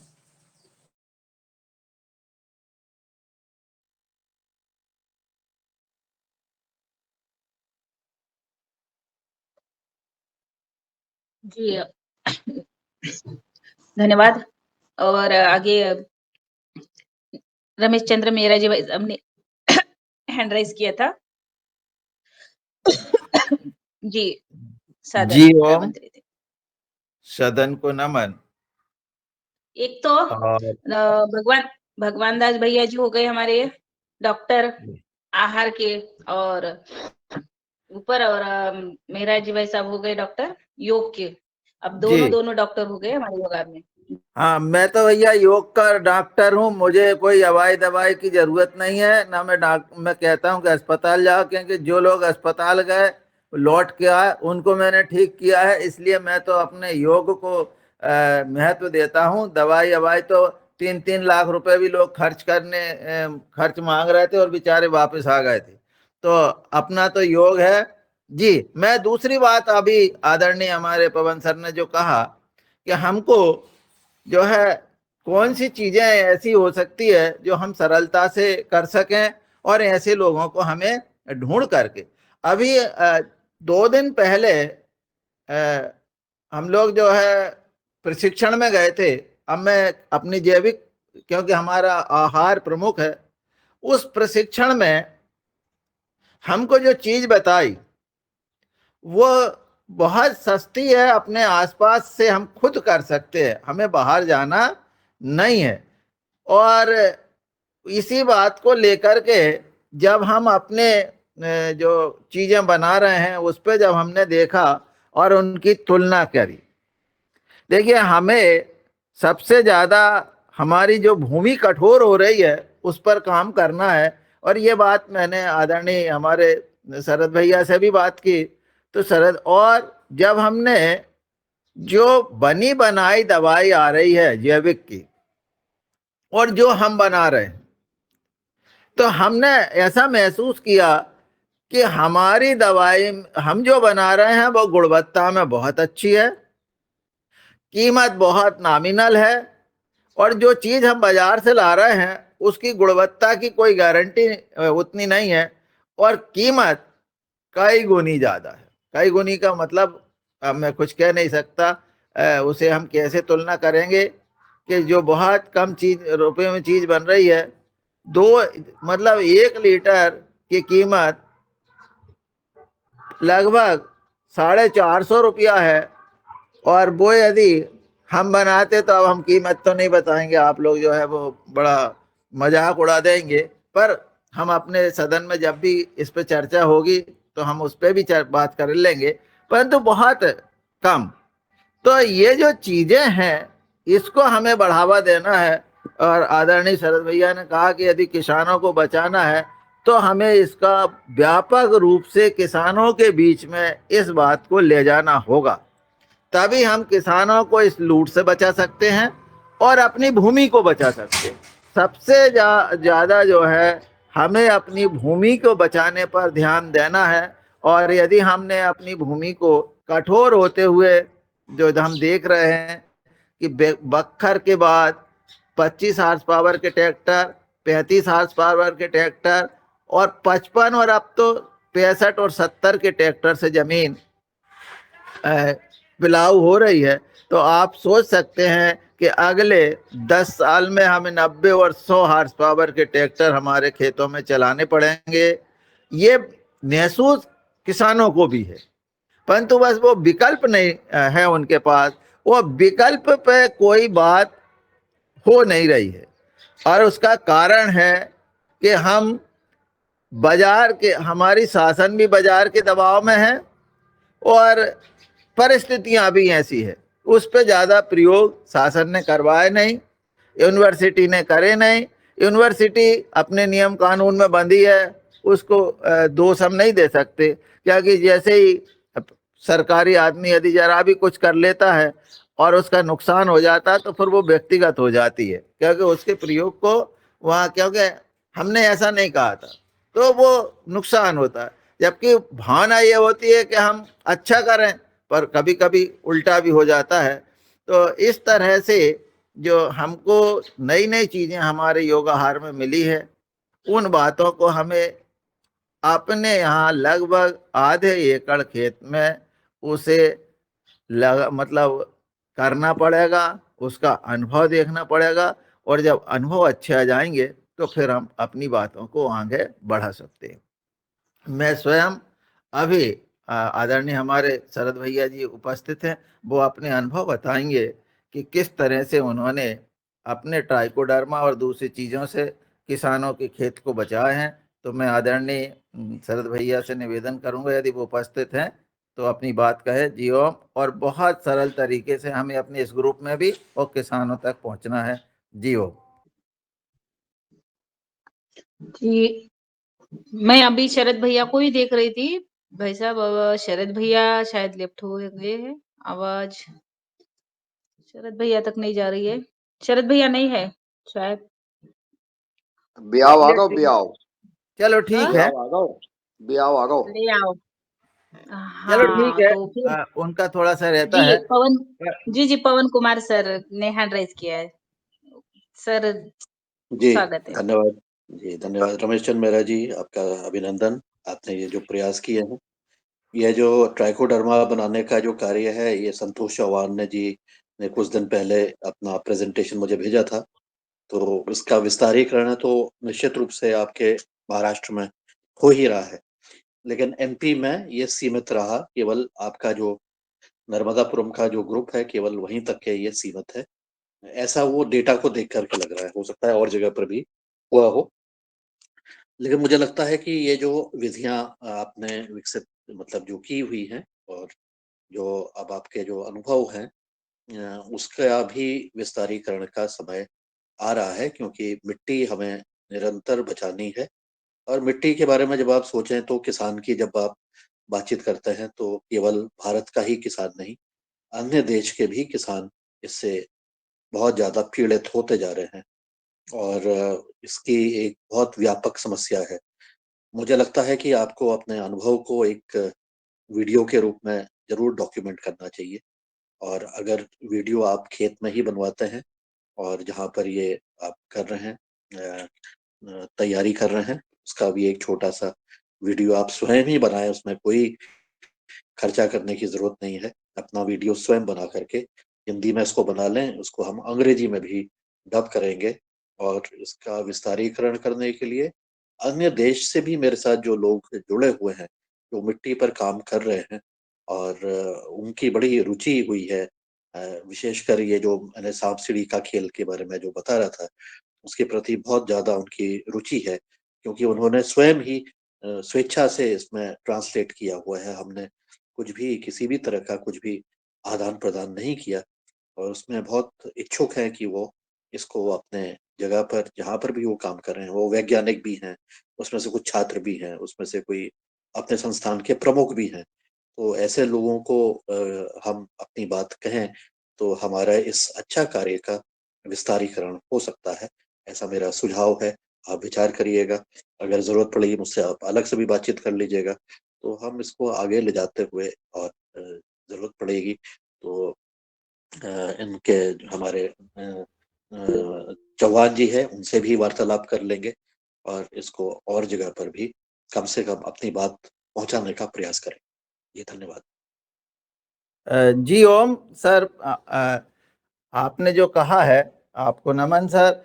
हमको केवल एक बात इसमें जो लग रही है वो ये है कि यदि हम, जैसे डॉक्टर खूब ब्लड लेता है और आरबीसी डब्ल्यूबीसी की गणना करके बता देता है कि इसमें इतने आरबीसी है, इतने डब्ल्यूबीसी है, यदि हम ऐसी कोई लैब हो जिसमें जो चीज़ हम बना रहे हैं उसके हम तो अनुभव अपने खेतों में देख रहे हैं और रिजल्ट भी आ रहे हैं, पर जब तक ये जांच नहीं हो जा कि जो हम चीज़ बना रहा है उसमें वो यूनिट कितनी जा रही है, जब ये हम यदि अच्छे से कह सकेंगे तो किसान इस पर बहुत जल्दी भरोसा कर लेगा, और फिर ये चीज़ें जो है बहुत जल्दी फैल जाएगी, और जितने जल्दी ये चीज़ें फैलेगी उतना ही ज़्यादा किसानों को फायदा होगा। और हम तो चाहते हैं कि न केवल हम स्वयं, बाकी ऐसे किसानों के ही घर ये चीज़ें बने। बहुत सस्ते में बन रही है सर, बहुत ज़्यादा इसका कोई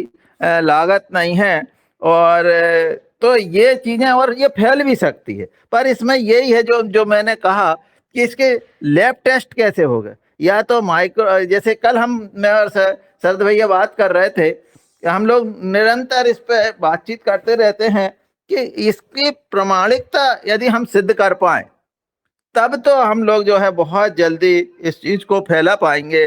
जी ओम, इस पर थोड़ा जानकारी यदि हो तो आप बताएं। जी ओम। ये इसका अभी जो वर्तमान जो चीजें हैं वो तो केवल लैब के माध्यम से ही, वो लैब बड़ी महंगी होती है और उसको चलाने के लिए भी खर्चा की जरूरत होती है।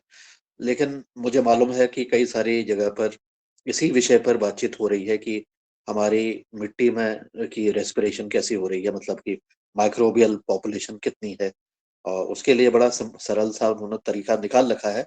अभी वो शायद उतने कमर्शलाइज नहीं हुए हैं कि आपने उसको रख दिया और उसमें आपने उसकी जो जीवाणु हैं वो सांस ले रहे हैं, कितना ले रहे हैं, पर्याप्त मात्रा में ले रहे हैं, मिट्टी में उनकी मात्रा पर्याप्त है या नहीं है, उसको एक कलर के माध्यम से उन्होंने किया कि कलर अगर नीला हो गया तो इसका मतलब वो पर्याप्त है, अगर नीला नहीं हुआ तो इसका मतलब कि वो ठीक नहीं है, मिट्टी का स्वास्थ्य ठीक नहीं है। लेकिन माइक्रोब्स के ऊपर जो कल्चर्स हैं उसके ऊपर भी मेरे ख्याल से काम चल रहा है, लेकिन कोई ऐसा बहुत सरल तरीका नहीं है कि तुरंत मिल जाए।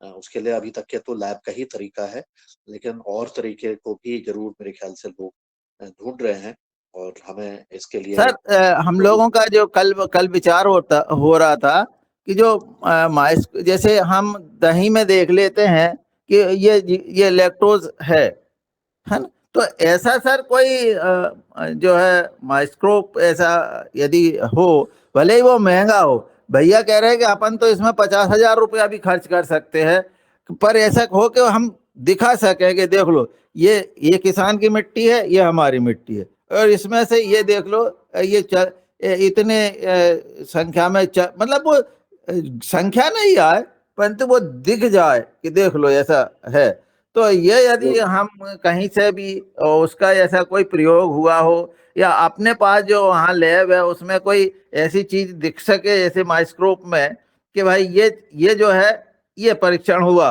तो फिर बहुत ऑथेंटिक चीज हो जाएगी, किसी को भी हम प्रत्यक्ष बता पाएंगे, तो बहुत अच्छा रहेगा। जियो ये मेरे ख्याल से माइक्रोस्कोप के बारे में हमने पहले भी बातचीत की थी, और मुझे याद है मैंने एक माइक्रोस्कोप का एक लिंक शायद शरद जी को ही भेजा था मैंने, मुझे याद है, ये कुछ महीने पहले की बात है, इस पर चर्चा हमारी हुई थी।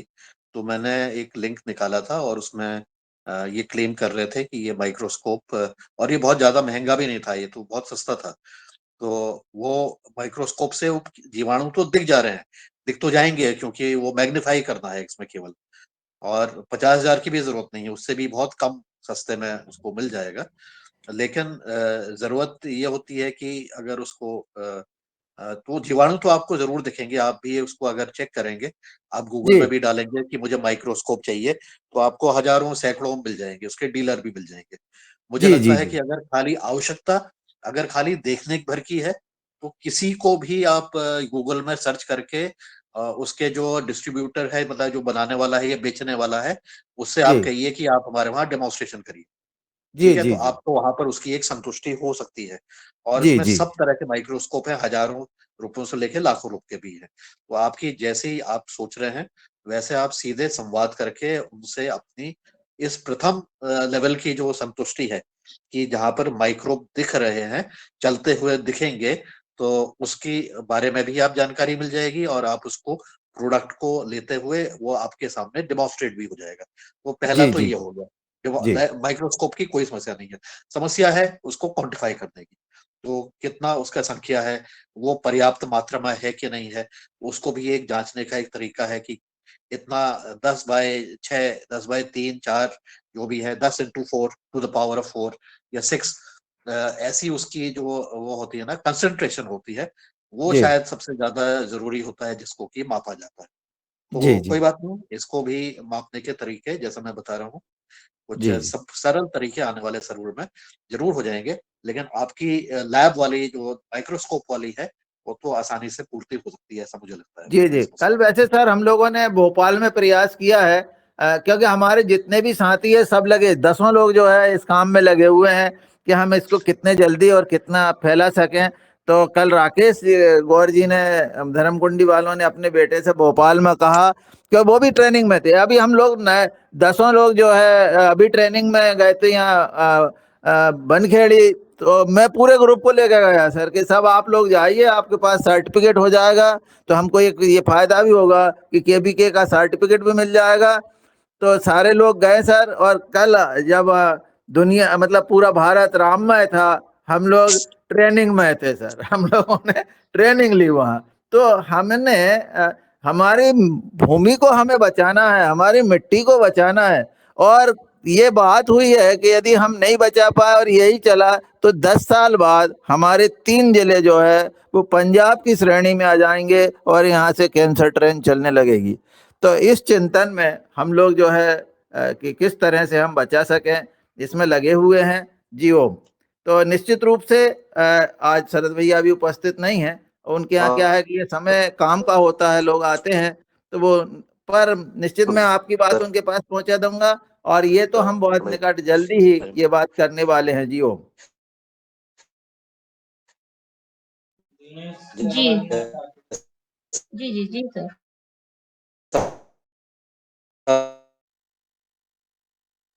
आवाज कट रही सर।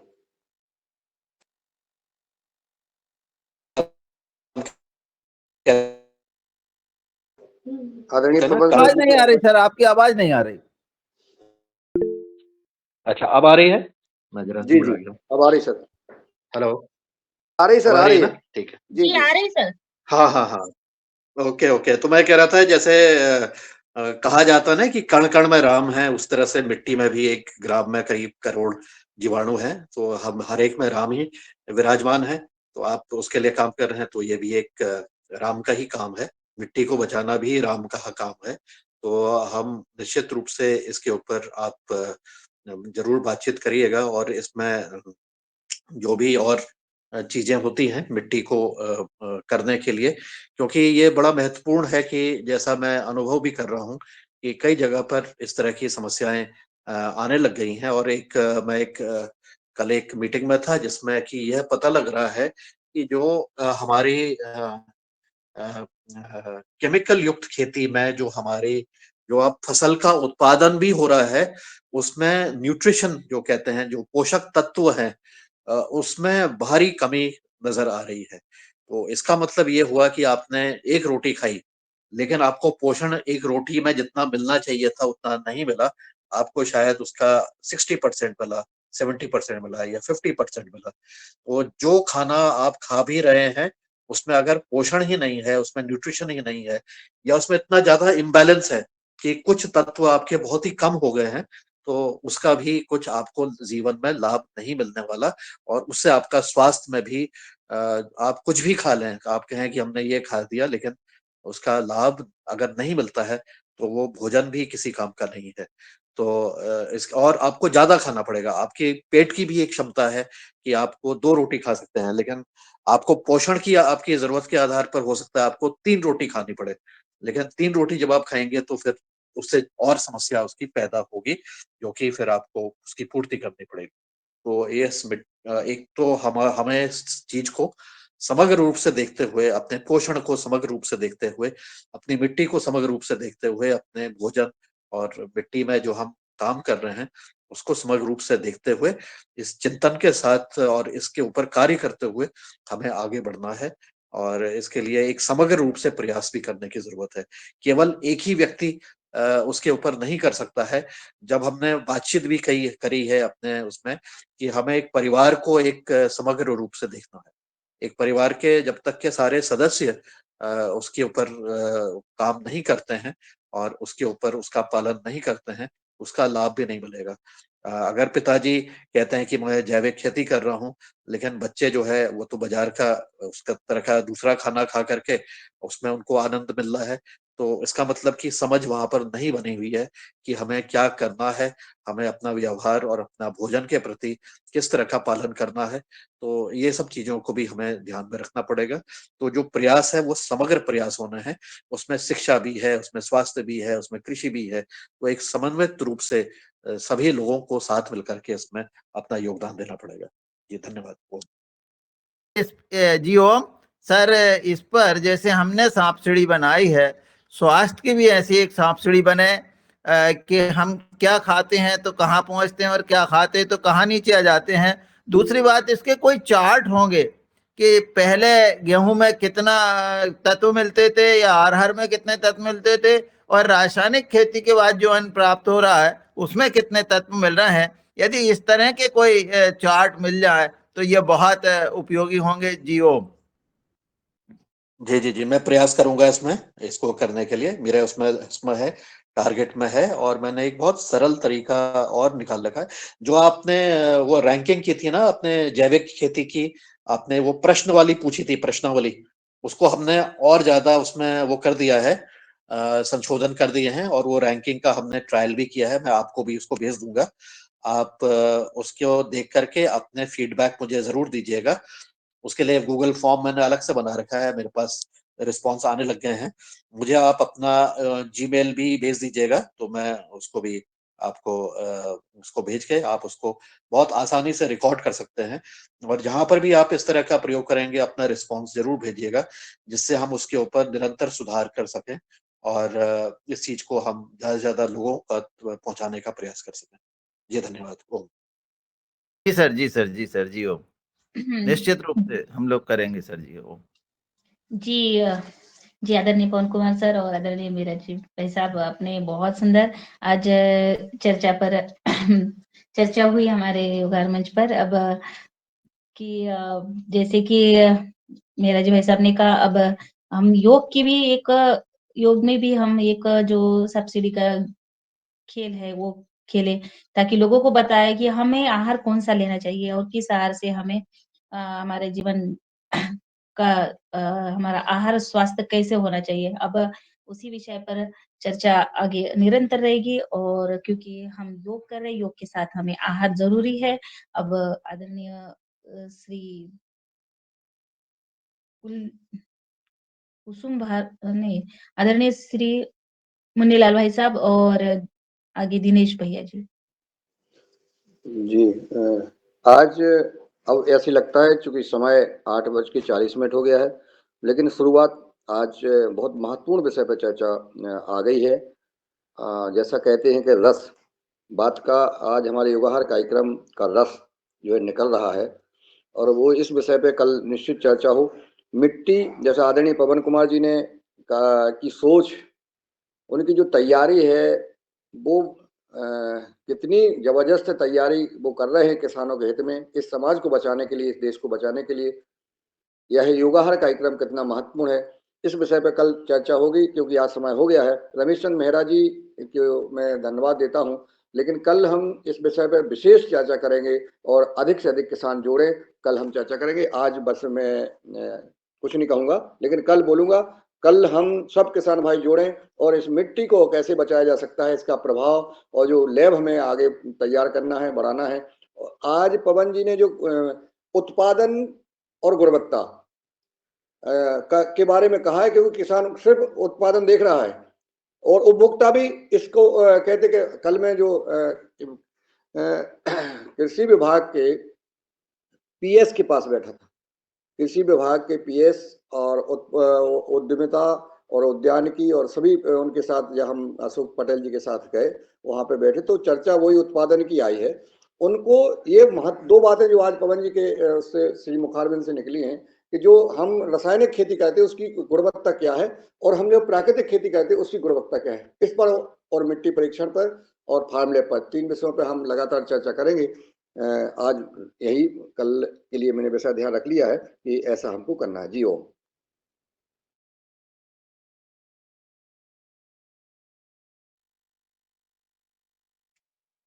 मेरी आवाज? जी सर, बहुत अच्छा।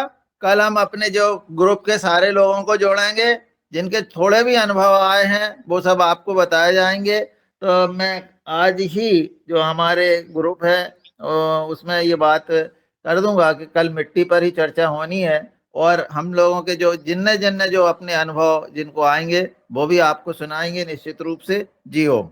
मेहरा जी, सदन को प्रणाम। मेहरा जी, आज बहुत महत्वपूर्ण बात आई है सदन में, जो प्रसंग आया है ये बहुत महत्वपूर्ण है, और यही इस प्राकृतिक और जैविक और रासायनिक खेती का जो किसान नहीं कर पा रहे हैं या जो भ्रमित हो रहे हैं, जो उपभोक्ता और उत्पादन दोनों का समस्याओं का समाधान इस विषय से हो जाएगा।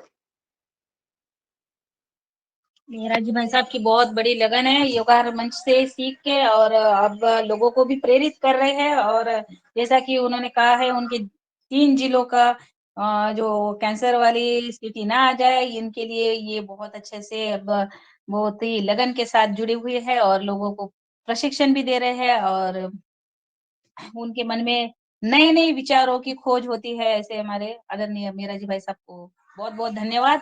और फिर अब समापन की तरफ चलते हैं। दिनेश भैया अगर जुड़े हैं तो मैं आदरणीय दिनेश भैया को स्वागत करती हूँ कि आप आए और आभार करा दीजिए, ताकि कल हम सभी के सवाल लेंगे और चर्चा और कल हो जाएगी। मगर अब हैंड राइज नहीं करेंगे, अब नहीं, कल ही चर्चा रंजना होगी। बहन, ओ रंजना बहन, हाँ। एक ही कि अब हल्दी कुमकुम समारंभ हमारे यहाँ ज्यादा शुरू हो गया है ना, तो बहुत सारी महिलाएं आती है, तो उनको हम सेंद्रिय खेती के बारे में और ये जो कैंसर बढ़ रहा है इसके बारे में थोड़ा सा प्रबोधन करेंगे तो बहुत अच्छा परिणाम मिलेगा, ऐसा मुझे लगता है। जी जी बस जी इतना ही मुझे जी कहना जी था। जी, बिल्कुल तो बिल्कुल सही बात, और सुंदर बात कही है। ये अब ये बार बार संधि नहीं आती है ना, यही जी एक जी जी 15 दिन के लिए है, इसलिए। ओ जी जी, मैं मेरे घर में वैसे ही करने वाली थी। अब मैं अब यही कार्यक्रम मैं करने वाली हूँ। जब मैं मेरे घर में हल्दी कुमकुम का मैं कार्यक्रम करूंगी तब महिलाओं को वो जैविक आहार और अपना खेती के बारे में उद्बोधन देने वाली हूँ, और कैसे किचन गार्डनिंग के कैसे करते हैं हम उसके बारे में मैं जानकारी देने वाली थी। अब